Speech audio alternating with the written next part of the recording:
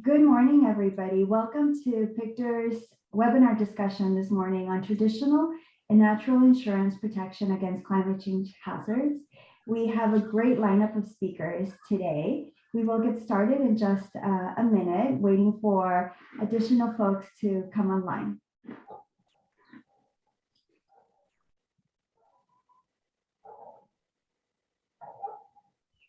In the meantime, I'm going to ask folks that are already here to do two things to get us started. First, if you can put in the chat your name and also where you're calling from. How did you hear about this webinar? This is just a good opportunity to introduce yourselves and to see who else is in the room.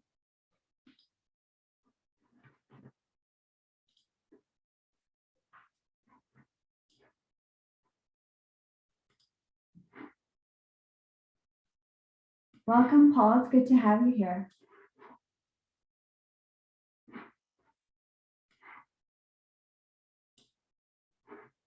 Hi, Jennifer. Welcome. I'm glad to see that we have some folks that are not from Oahu, and Jennifer is joining us from the Big Island, and Shane is joining us from DC. So welcome. Welcome, Colbert and Susan.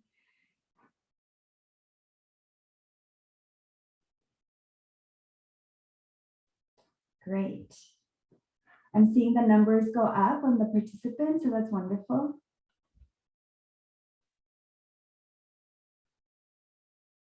Okay. The second thing I'm going to ask folks to do is to use the Q&A feature of Zoom to ask what questions are you hoping will be answered by today's discussion. I know we haven't started the discussion, but just based on what you read about today's webinar, what are you hoping will be answered today? So if you can please go to the Q&A, that would be great. Any initial questions that you may have. And I'm seeing the number of participants go up, so that's wonderful. Yeah, please feel free to try the Q&A feature. We'll be using that for audience questions later on. Yes, thank you, Naoki. And in fact, if you could please use the chat for not for questions, but if you want to make any comments, and then the Q&A specifically for questions, that would be very helpful for us as we keep track of the questions and help moderate the discussion. So, okay, I'd like to get us started officially with the program so that everybody is aware the program is being recorded. I would like to introduce my colleague, Naoki Nagai, who is also going to be helping us with today's discussion. So, hello, Naoki, how are you? Hi, Veronica. How are everybody? Hello. Great. I would like to thank our sponsors that have been supporting PICHTR's Climate Adaptation Collective webinars. These include the Atherton Family Foundation, Hawaiian Electric, and the Consulate General of Japan in Honolulu. For today's discussion, there's essentially 4 parts to it. First, I'm going to give a very brief overview on PICHTR and Climate Adaptation Collective.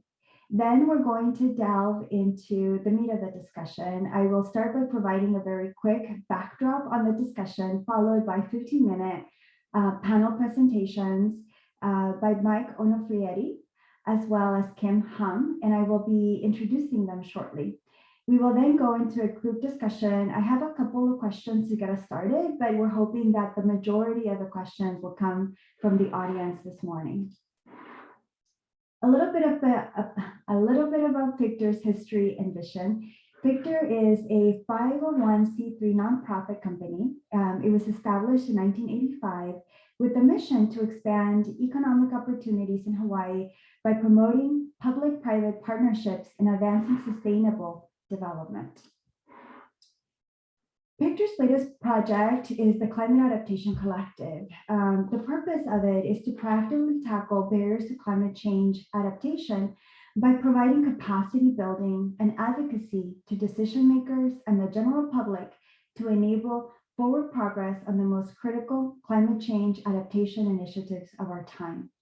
We also see this as an opportunity to proactively tackle climate change and doing so as an opportunity for a more resilient and economically strong Hawaii.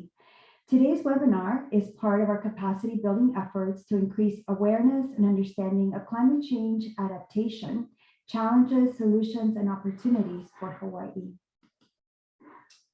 In terms of the discussion backdrop for today, I'd like to share with you this chart that comes from NOAA. And as you can appreciate from this chart, the number as well as the cost of billion-dollar disaster events in the US has steadily gone up. In large part, in fact, this is because of climate change. As you will see, you will have an opportunity to appreciate from today's discussion, climate change really is affecting all aspects of society. Today, we're going to be talking specifically about insurance. While there have been more events related to climate change, disasters, related costs, it has caused changes in traditional insurance industry. And at the same time, it has allowed for innovation in other types of insurance, such as natural insurance. So you're going to be able to hear about both of these angles, as well as how the two have come together to provide for new innovative insurance instruments. So without further ado, I would like to introduce you to our panelists today. First, we have Michael, or Mike Onofrieri. He is the Senior Vice President of Actuarial Services, Product Development, and Management at Island Insurance Companies. Mike has more than 35 years of experience in the property and casualty insurance industry. Prior to joining Island Insurance, he was Vice President of AIG Hawaii Insurance Company. He currently serves as a board member, past board chair, and Auto Policy Committee chair of the Hawaii Insurance Council. He is also a board member of Goodwill Hawaii and Hawaii Youth Symphony, where he was a past board president. He's a graduate of the Pacific Century Fellows Program and previously served on the boards of the Hawaii Insurance Bureau, Hawaii Alliance for Nonprofit Organizations, and Kailua Little League. In fact, I believe that that's one of the places where Mike met Kim as the kids, I think, played baseball together and went to school together. Maybe we'll even hear more about that story today. I would also like to introduce you to Kim Hum, who is the Marine Program Manager at the Nature Conservancy here in Hawaii. Kim has led the Marine Program since the year 2002, working with local communities, government agencies, and other partners to protect and restore nearshore marine resources in more than 50 sites on the islands of Oahu, Maui, Hawaii, Molokai, and Lanai. From 2007 to 2012, Kim led the Conservancy's work at the Palmyra Atoll, managing the world's most natural marine laboratory. Kim was the Hawaii chapter's director of land protection from 1998 to 2002, where she helped to acquire more than 125,000 acres of natural lands. Prior to that, Kim managed the Conservancy state and federal government relations, helping to secure more than $30 million for land acquisition, invasive species management, and the establishment of state watershed partnerships. As you can see, we have a very talented set of panelists today. So with that, I will stop sharing, and I'd like to turn it over to Mike for his presentation. Well, good morning, everybody. Thank you so much for attending today. And hopefully you can see the screen. Look good, Veronica? Yes, it looks good. Thank you. All right, well, let's get started. Again, good morning. We'll be talking about what we're calling the traditional insurance industry approach and reactions to climate change. So let's get started with something that should be pretty obvious, and that's that climate change is kicking the insurance industry's butt.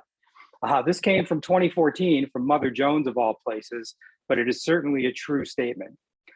Here's our agenda. We'll talk about whether insurers believe in climate change, what happened in 1992, talk about insurance as a worldwide business, and then get focused on the impact in Hawaii.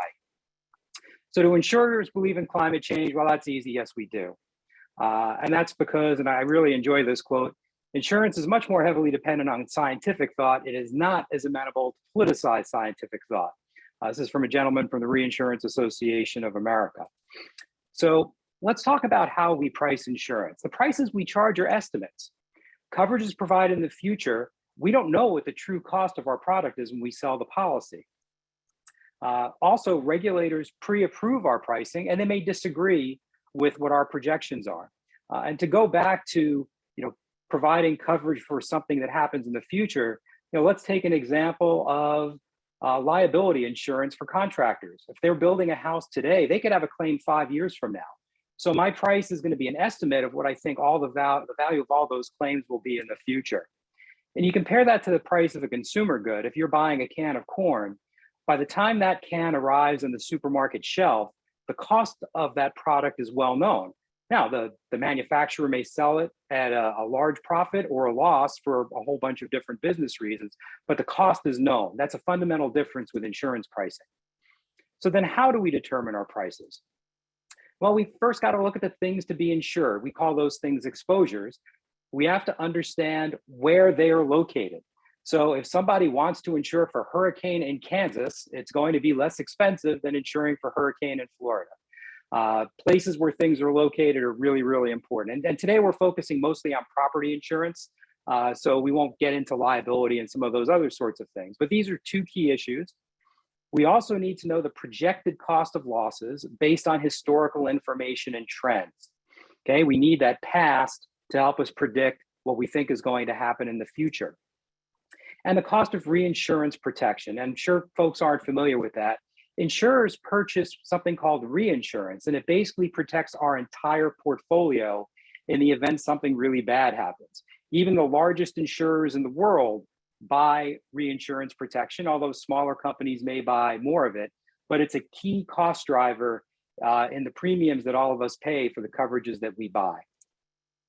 And of course, there's other company expenses, our salaries, the rent, the light bill, all the things every business experiences in trying to operate. So let's jump back almost 30 years now to 1992. Folks will recognize this. This is Hurricane Iniki at the point where it was about to make landfall with Kauai. 1992 was a significant turning point in insurers' ability to cover property exposures, property risks. So before the summer of 1992, the storm activity in the previous 2 decades was kind of benign worldwide. Not a lot of really massive events. Property reinsurance was inexpensive and it was available. Hurricane Eva in 1982 in Hawaii, it caused relatively minor damage here compared to certainly what we've dealt with in the last 20 or so years. And the popular belief was that wind shear and cooler water temperatures would protect Hawaii. I was actually at a legislative session where a meteorologist made this statement, which I thought was interesting because they made it after Hurricane Iniki had hit. And when asked what happened during Iniki, they said, we don't know. So before the summer of 92, the average homeowner's insurance policy in Hawaii cost $254. Deductibles for loss caused by a hurricane, or really any kind of a loss, were about $250. You did not need to separately purchase hurricane coverage. Everything was on one policy for most of your home insurance needs other than flood. So why worry, right? Life is good. Well, then these 18 days happened. Hurricane Andrew, which is really the triggering event for what we're going to be talking about for the rest of this presentation. Florida, Louisiana, the Caribbean, $30.6 billion in 2021 dollars. Super Typhoon Omar hit Guam and Taiwan, relatively small, but significant certainly to those communities. And then Hurricane Iniki, September 11th, 1992, about $3.6 billion in current costs. So in the aftermath, 3 storms, 18 days. In 1992, it was about $20 billion in insured damage. And the insurance industry really started to change its view on catastrophic losses and what it needed to do to protect itself. And then a new thing, or a relatively new thing at the time, catastrophe or hurricane modeling really came to the forefront and began to be used by insurance companies and especially reinsurance companies. So now how do we determine prices? You notice these are the same things I mentioned before, we still need to incorporate the projected cost of losses based on historical information and what we project trends to be. But a big feature now is we also need to contemplate modeled expected losses. These are losses that are predicted based on storm models. And again, to get this historical information, you need data points. So let's take a look real quick at Hawaii. These are all the storms near Hawaii from 1950 to 2017, and I've added the storms that have occurred subsequent to that. So you can see not a lot of activity. You kind of feel badly for Kauai because, you know, when a storm has been in its crosshairs, it seems to have rolled through that island. But you can see there's not a lot of activity here. Before 1950, there's not a lot of good information. There was a storm that hit Maui, I believe it was 1871, and there's, I think, one archived news article that has information about that. But these are the data points we have to work with for modeling Hawaii storms. On the other hand, for the continental United States, here's the history of storms for the last 170 years. Obviously, a lot more data points. And I'm here to tell you, despite all these data points, the models are still not perfectly accurate. They're getting better all the time, but the science is still evolving. There are probably as many unknowns as there are knowns, probably even more unknowns. So these models are very important because insurance is a worldwide business. You've heard of Lloyd's of London.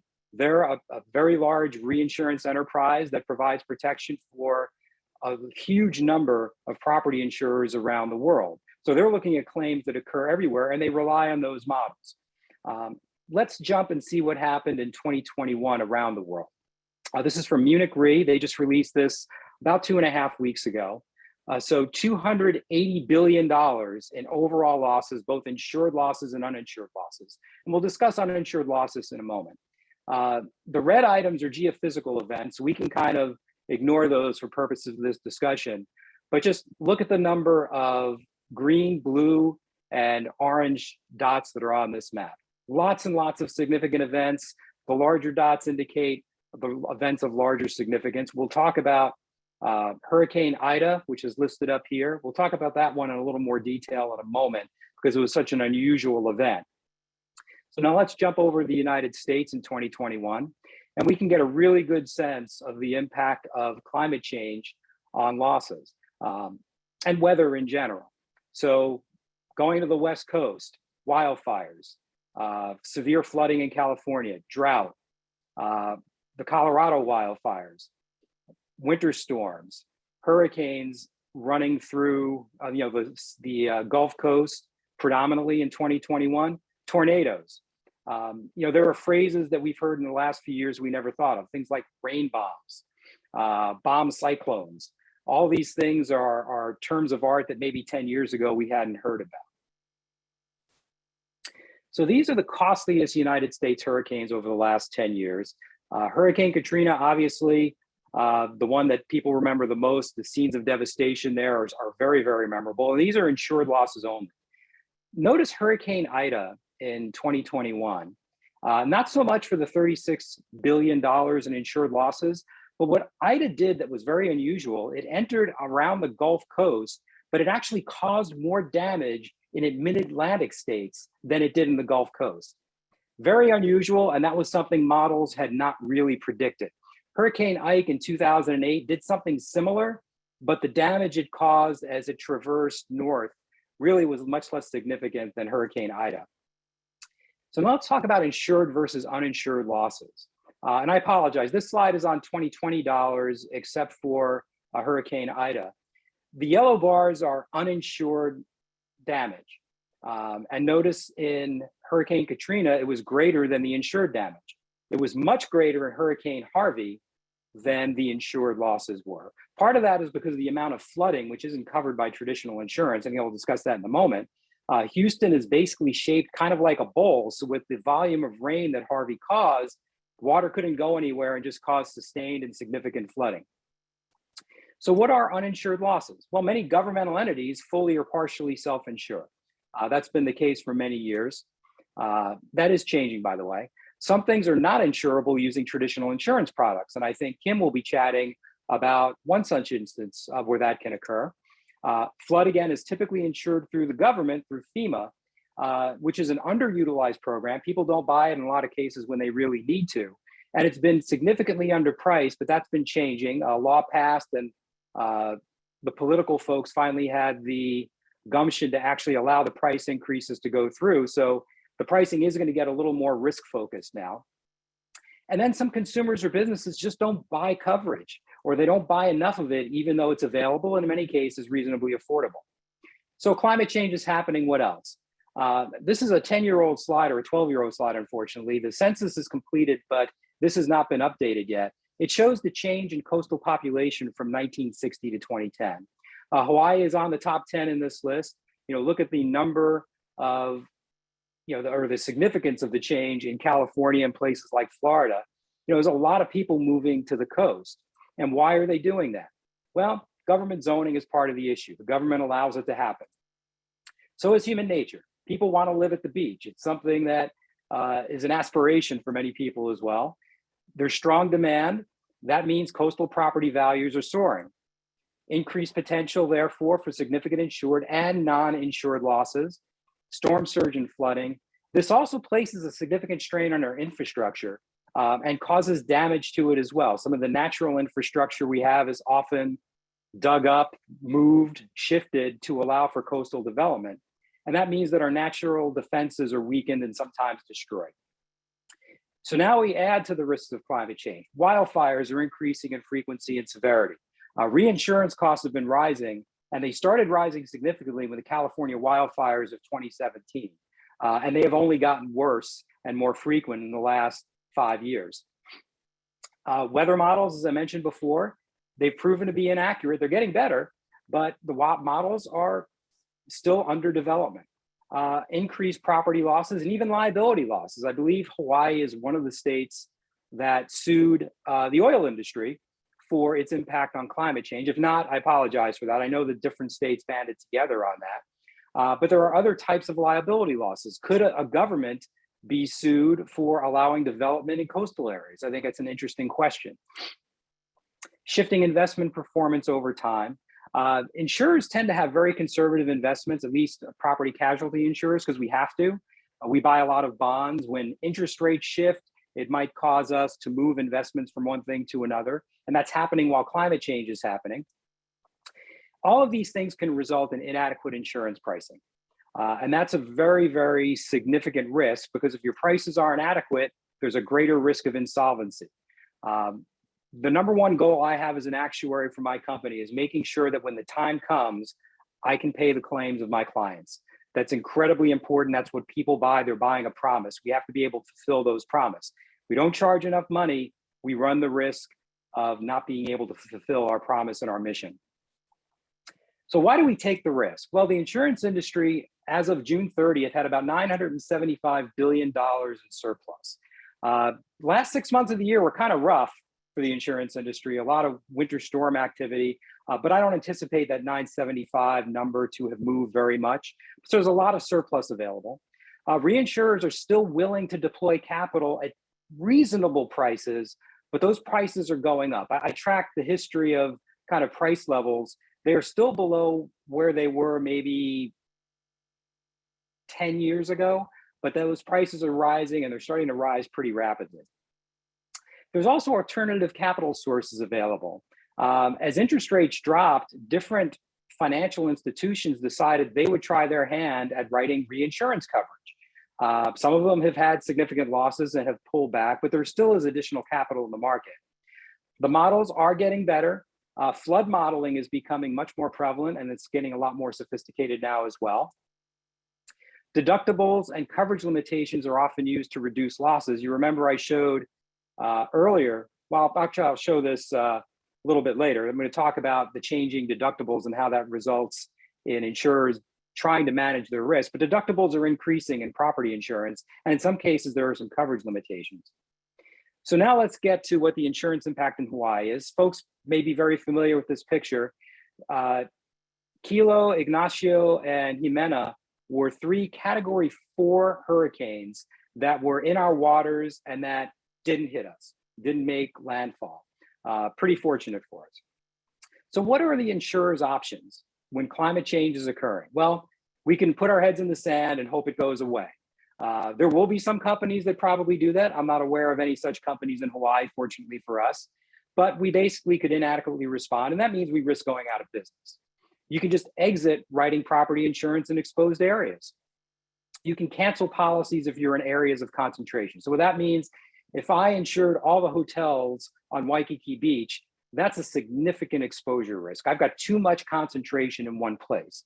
So what I should probably do is reduce some of my exposure, and you do that by canceling policies and hoping that your customer can find coverage elsewhere. You can increase premiums. That is going to start occurring in Hawaii, and it's already started occurring around the United States and elsewhere in the world. You can increase deductibles and change other conditions in your policies. You can buy more reinsurance, but that's going to result in your premiums being higher. The more your expenses are, the higher your premiums will be. And then you can ask the government to help.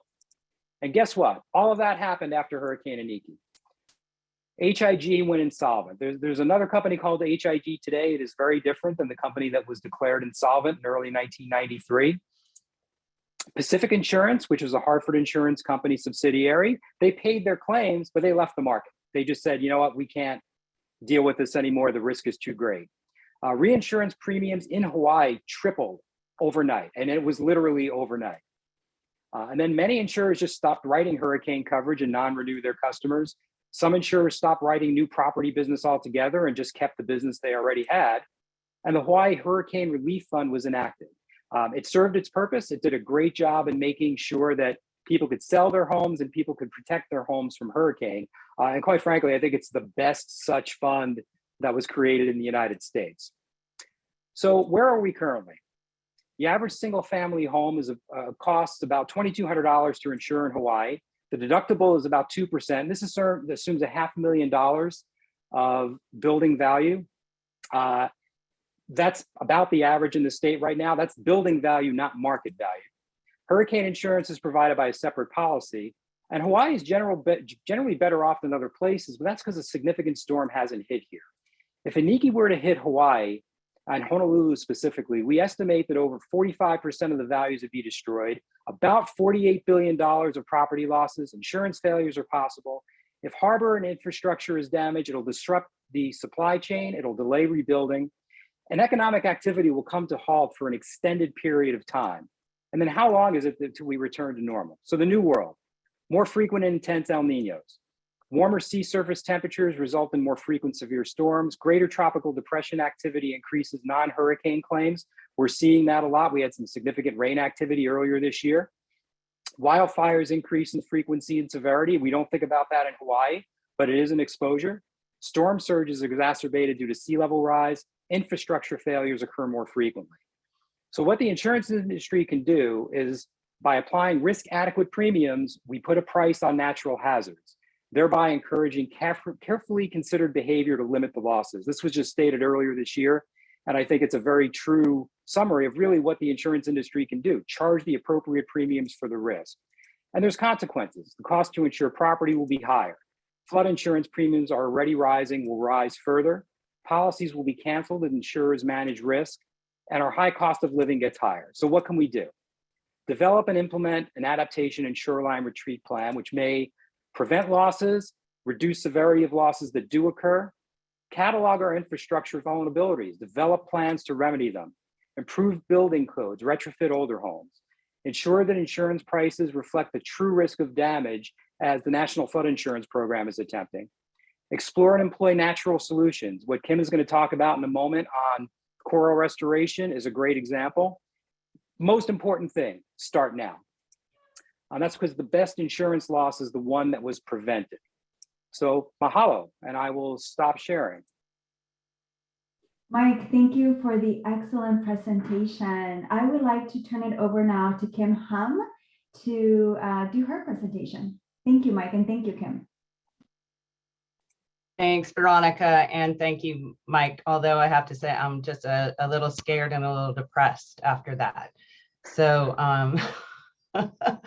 I hope that I can help people see the possibilities for some nature-based solutions for addressing some of the issues that Mike just spoke about. I'm having a little bit of trouble with my presentation, unfortunately. So if you could give me just a moment and I will try and figure that out. I apologize.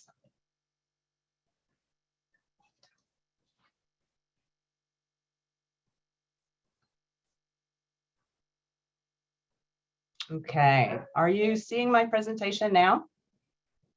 Yes, we are, Kim. Okay, fantastic. Thank you. Sure. All right, so as Veronica said, I'm the Marine Program Director for the Nature Conservancy's Hawaii program. During this presentation, I'm going to give you just a little bit of background on TNC and coral reefs, and then I'll focus on a new project we're working on to establish an insurance policy to repair coral reefs impacted by hurricanes. First, a little about who we are. TNC is a global environmental nonprofit dedicated to the preservation of the lands and waters upon which all life depends. We've been working in Hawaii for more than 40 years, and we now collaboratively protect more than 200,000 acres of natural lands. And we work with more than 80 community groups and other partners to protect and restore nearshore reefs and fisheries across the main Hawaiian Islands. I started with TNC back in 1990, and for the past 20 years, I've served as our Hawaii Marine Program Director.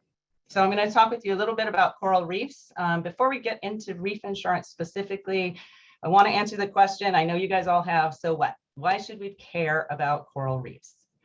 Well, first of all, reefs are living structures. So what many people think of as rocks on the bottom of the ocean are actually living reefs made up of millions of tiny animals called coral polyps. As corals reproduce, they grow in area up towards the ocean surface and across the seafloor. Reefs are habitat for a vast array of fish and turtles, crustaceans like lobsters, and thousands of other species, which is why they're often called the rainforests of the sea. And whether we know it or not, reefs are an integral part of our lives in the islands. They protect our coastlines, feed our families, and provide cultural, ecological, and recreational resources for the enjoyment of visitors and residents alike. And Hawaii reefs really are the backbone of our economy, and you can see on the slide a few of the ecosystem services that reefs provide. So recent studies have shown that reefs can reduce wave energy by up to 97%, which means that in some cases, only 3% of the energy generated by waves will actually hit the shoreline and the important coastal infrastructure, such as the roads, homes, resorts, and other businesses you see on this slide. So you can see how the waves are breaking on the reef crest and not on the beaches. Another recent study by the US government put the value of coastal infrastructure protected by coral reefs at $830 million annually. In addition, Hawaii's coastal fisheries are valued at $13.4 million annually, 10 million of that in small scale fisheries that benefit local families. Tourism value of Hawaii's reefs is estimated to be more than 1.2 billion annually, and reefs are a cultural treasure referred to in the Kumulipo or Hawaiian creation chant as the forebears of humans. And of course, they provide tremendous recreational value for snorkeling, diving, and as the generators of our famous surf break. So reefs are important in Hawaii and around the world, but they're also in trouble. In Hawaii, living reefs have declined by about 40% statewide over the past several decades. As I said, reefs are made up of living animals, and those animals can die and are dying from increasing sea surface temperatures that can cause bleaching and mortality, as you can see in the picture on the bottom left, and from sediments and nutrients like nitrogen, phosphorus, and other chemicals that are running off the land and onto the reefs, you can see in the picture on the top left. We're also, over the past several decades, seeing a 75 to 90% decrease in coral reef fish abundance.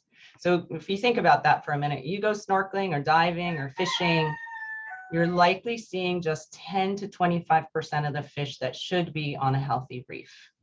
That decline in reef fish abundance is primarily due to overfishing and the loss of coral reef habitat. And all of these threats are exacerbated by climate change. So what are we doing about it?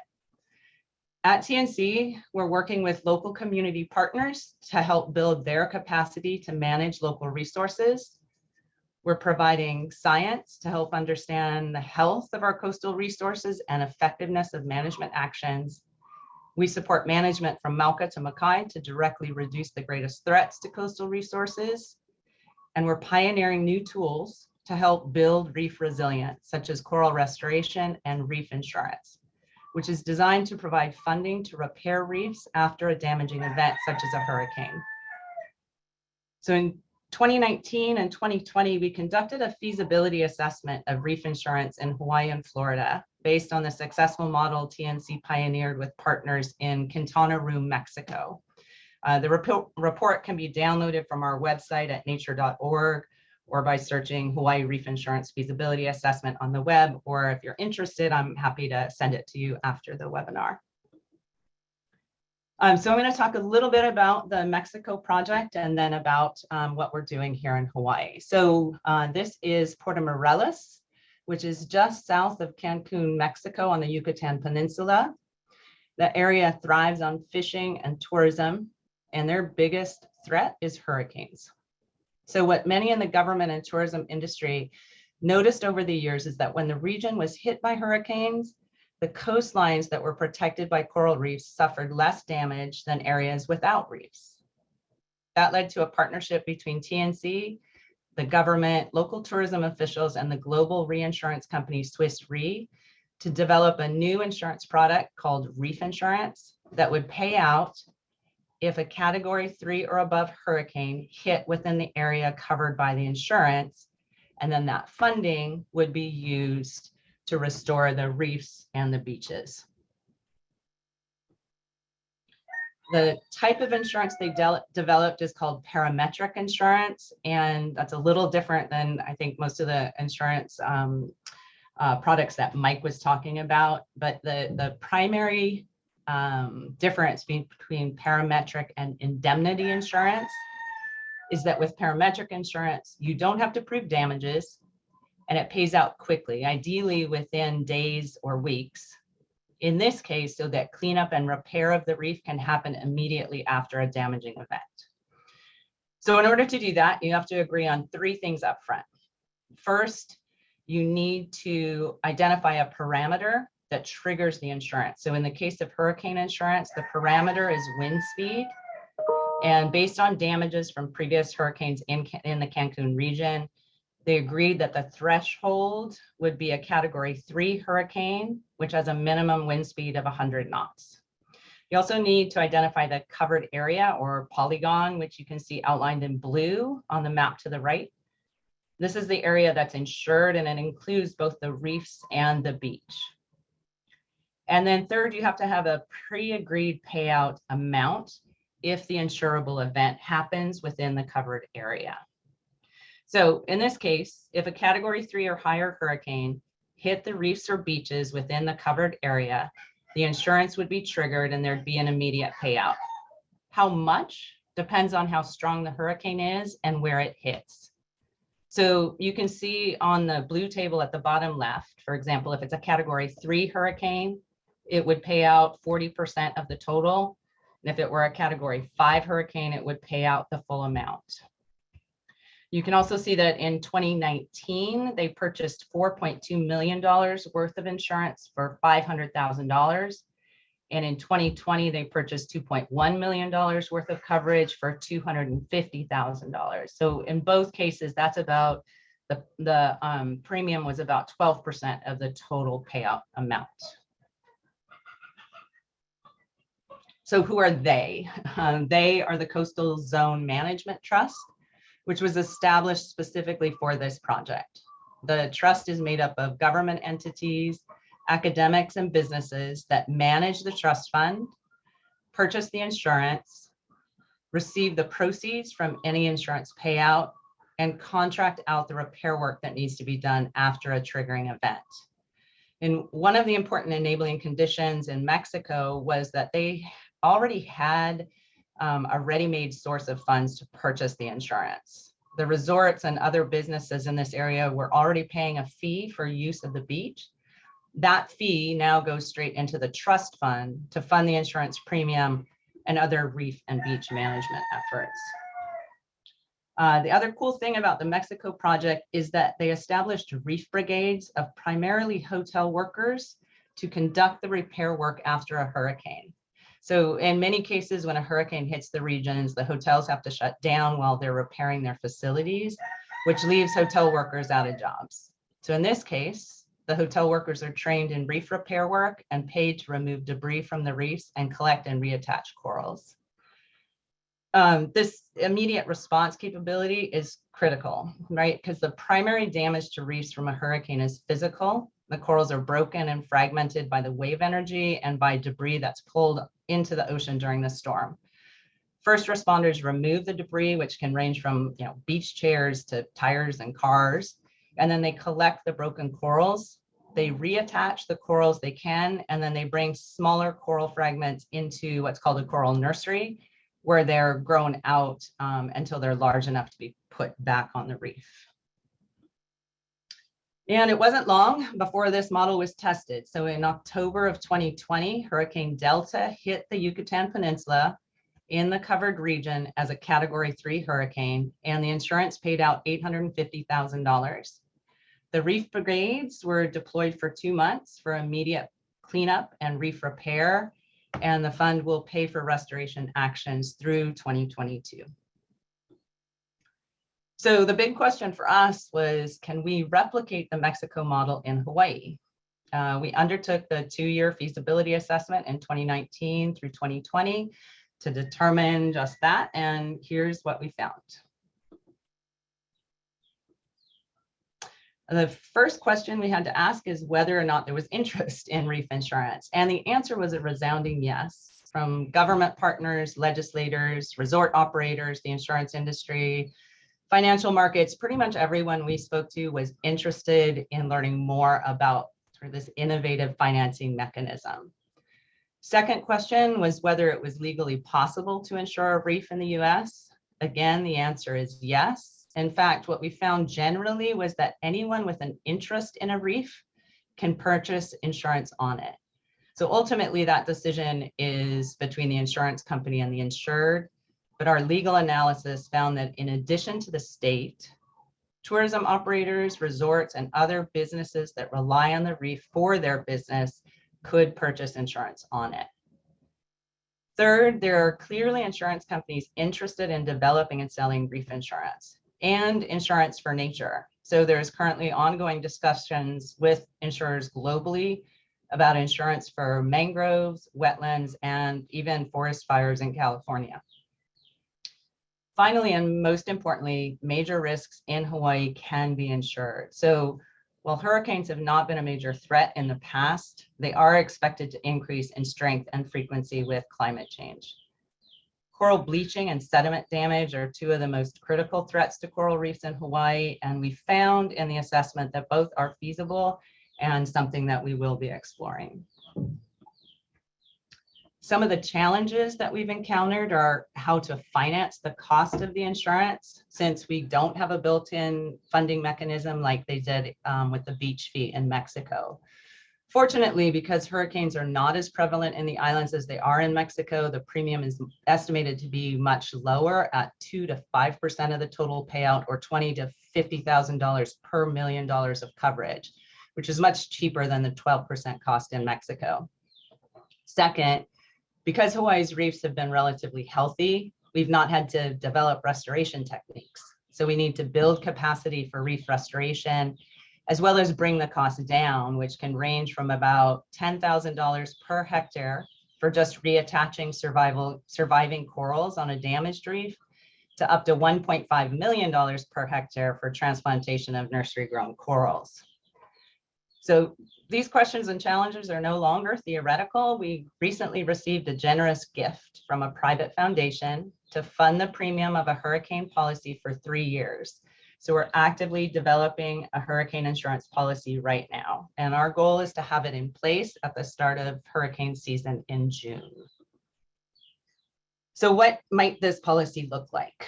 You'll see on the map that the area covered, or the polygon, is centered on the island of Maui, and the outer bands of that polygon go out 100 kilometers. So any hurricane that hits within the outer blue band would pay out a percentage of the total coverage.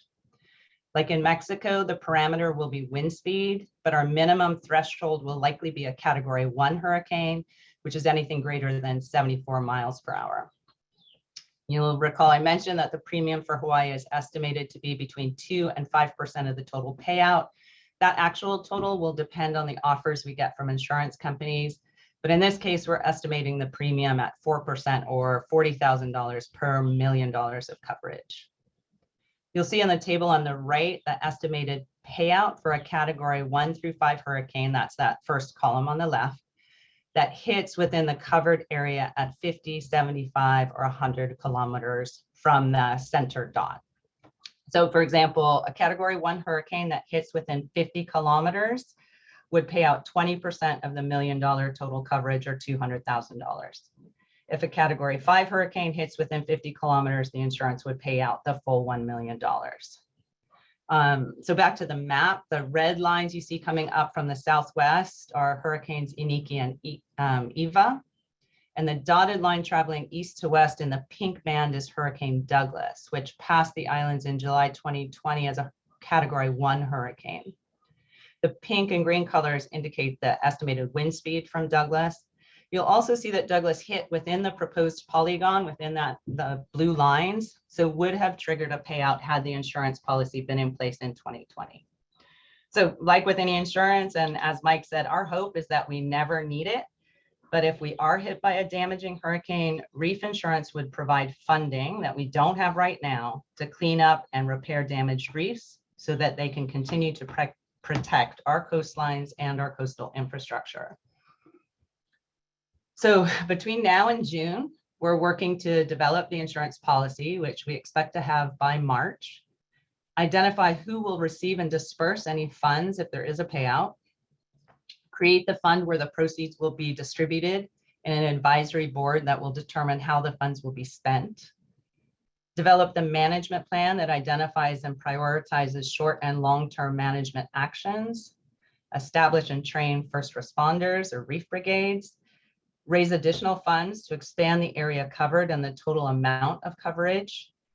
And over the next 3 years, we need to secure a sustainable funding source so we can maintain the insurance, build local restoration capacity and reduce the cost of restoration. And we'd like to develop coverage for bleaching and rainfall or sediment insurance. So we've got our work cut out for us. And I believe that's my last slide. So thank you very much for your time. And thanks Veronica and PICHTR for allowing me to speak with you today. And I'm happy to answer any questions. Mahalo. Thank you so much, Kim. If you can stop sharing, that'd be great. I will share my screen next.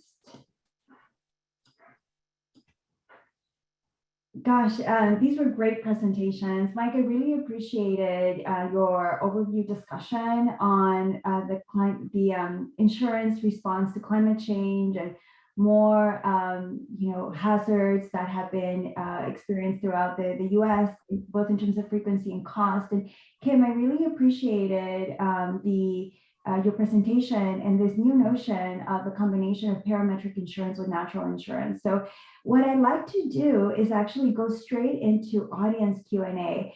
We do have a few questions from the audience in the Q&A, but for those that haven't yet submitted your questions, if you can please do so in the chat. And I'd like to ask Naoki, if you could please share with us, let's start off with one question from the audience. Okay, so let's go. So we have a first question geared more towards Mike. So the question is, the question says, can you show model map for typhoons like Guam, Marianas, and also can you show the cost for insurance companies, not only the damages? So I think the question means like, can you elaborate something more on Guam and Mariana, those areas near Hawaii, and then also how does these damages in climate change increasing affect the profits or the financials of insurance industry? Well, sure. On the Guam and Marianas questions, I personally haven't done a lot of research in that area. My company doesn't provide coverage there. But if, my email address is kind of easy to find if you go to the Island Insurance website. If you drop me a note, I can do a little research and find some information for you. In terms of profit margins, they do vary by year, but the overall average in the property casualty industry has been a little less than 7% return on surplus for the last 10 years or so. In years of significant events, it has been negative in some cases. But keep in mind, the property casualty industry doesn't just insure property. We'll insure workers' compensation, general liability, autos, everything else. So that profit margin is a blend of everything. The margins in property insurance can be high some years and then negative the next year just because you have significant events that occur. Great, thank you, Mike. I have a couple of questions here for Kim from the audience. This is from Laura Mo, just wondering how the polygon for coverage in Hawaii was developed. Kauai was noticeably not covered. And then the second question is from Colin Yashida, sorry, I messed that up, who is writing the reef insurance?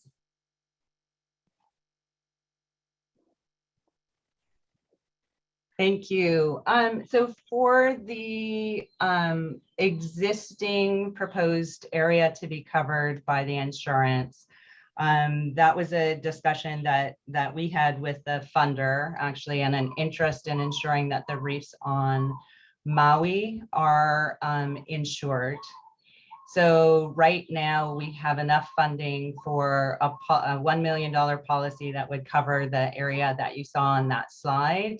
But our goal is to cover all of the islands with a higher insurance coverage. And so that's why we'll be looking for additional funding to do that. But the initial interest was on covering reefs around the island of Maui. Colin, I'm happy to discuss with you sort of the folks that we're working with to develop the actual policy. We are working with an insurance broker, and then they'll be actually putting that policy out to insurance companies in order to get quotes for the premium. Great, thank you. Naoki, can we take another question from the audience? Yes. So this is a question from Ruby. This might apply to both Mike and Kim. But the original question is, how does the insurance industry view chronic hazards like coastal erosions? Because the presentations covered mostly event-based hazard. Yeah, so on sort of the traditional role of the industry, things like erosion start factoring into the equation as time goes forward. So as you rightly said, we are focused mostly on single events that occur. But as erosion becomes more pronounced, if we see that it jeopardizes structures, at that point in time, we have to make decisions. Are we charging the correct premium? Should we even insure that specific structure? So a little harder because erosion takes place over pretty lengthy periods of time, but that's the general response. Yeah, and if I could, I would just add to that. I think what we're seeing now is the clearly that reefs and other sort of natural infrastructure like wetlands and some built infrastructure like fish ponds can help to protect our coastlines and coastal infrastructure. So you guys probably heard all the chickens in the background when I was speaking. I live in Ka'ava. We have a road that is generally only one lane a couple of times a year during the winter because of coastal erosion. And so, that's happening, and it's happening, I think, more frequently now around the islands. And one of the things that we're looking at from the Nature Conservancy is investing in protecting and restoring our reefs. So we're getting that protective value offshore from our reefs, and then also restoring wetlands and dunes and beaches so that we have living shorelines that can move during the seasons with tides and during big storm events. And if I can add, that's very, very important, because all the money in the world doesn't help you get supplies to damaged areas. You know, if the highway is impassable, how are you going to rebuild homes? How are you going to restore power? How are you going to restore water service? So what Kim's talking about is extremely important. Thank you, Mike. Here's another question for you. This one is from Lauren Roth Venue.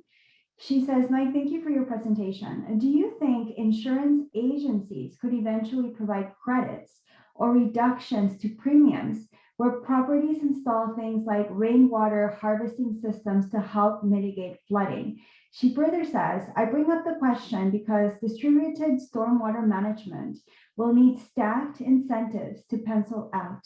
So it seems insurance could play a role here in addition to local municipal water utility credits and rebates. What are your thoughts, Mike?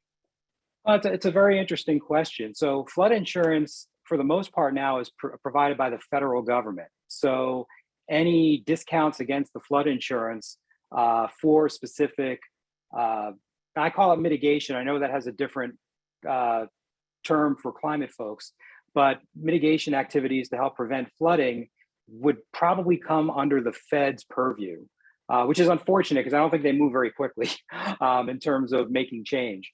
So that would be the avenue I would pursue. It'd be, intellectually, I think it's very interesting to get a sense of how that would actually work, because it sounds like it could be very valuable for individual property owners.